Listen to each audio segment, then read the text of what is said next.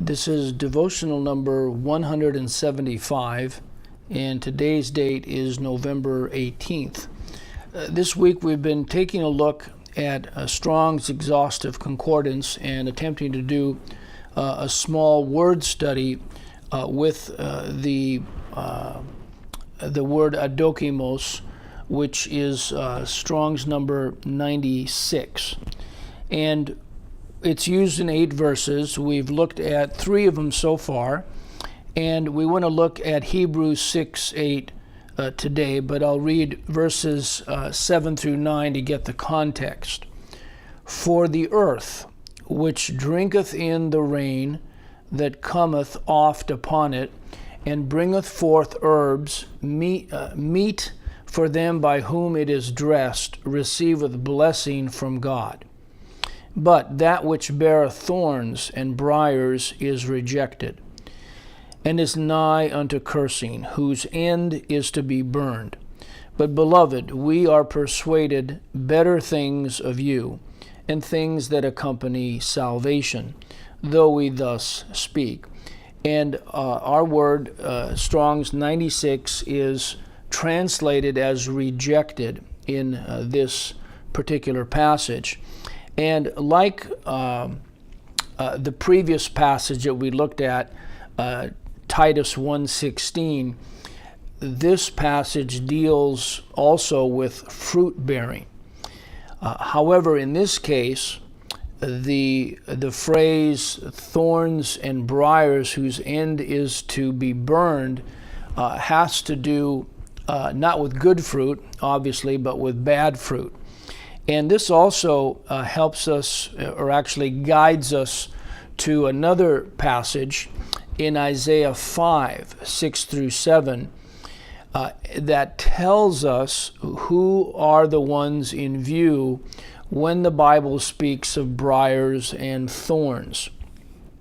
Isaiah 5 is an Old Testament passage that is speaking figuratively, parabolically, about the New Testament churches and denominations that are typified by Israel and by Judah, and this has to do with the time of our day, the time of the final Great Tribulation period, when God ceased using that divine organism that he had utilized for 1955 years.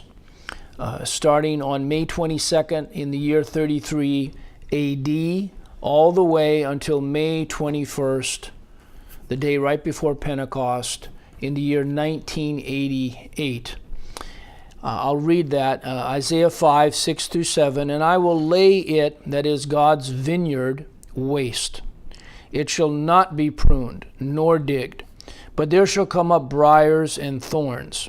I will also command the clouds that they rain no rain upon it. For the vineyard of Jehovah of hosts is the house of Israel, and the men of Judah his pleasant plant. And he looked for judgment, but behold oppression, for righteousness, but behold a cry.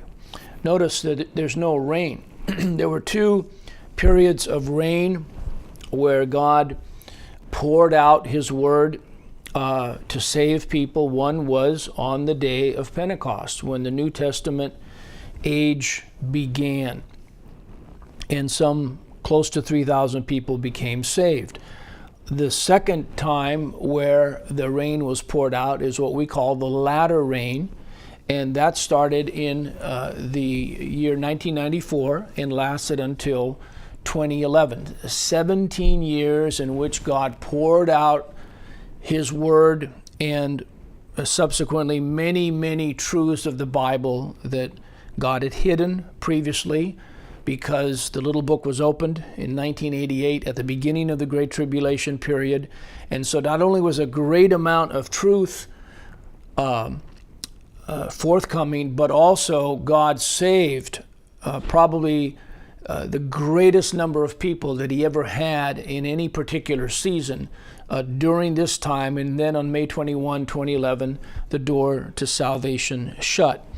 Now, this idea, coming back to briars and thorns, is really a very sobering and fearful commentary on God's judgment upon all who remained in the churches and denominations under his wrath. As we read in a verse like 1 Peter 4:17, "For the time is come that judgment must begin at the house of God. And if it first begin at us, what shall the end be of them that obey not the gospel of God?" God is not a respecter of persons. He began with his own house, May 21, 1988. Then, on May 21, 2011, that transitioned to the world at large. And so salvation no longer became available to the world at large as of May 21, 2011.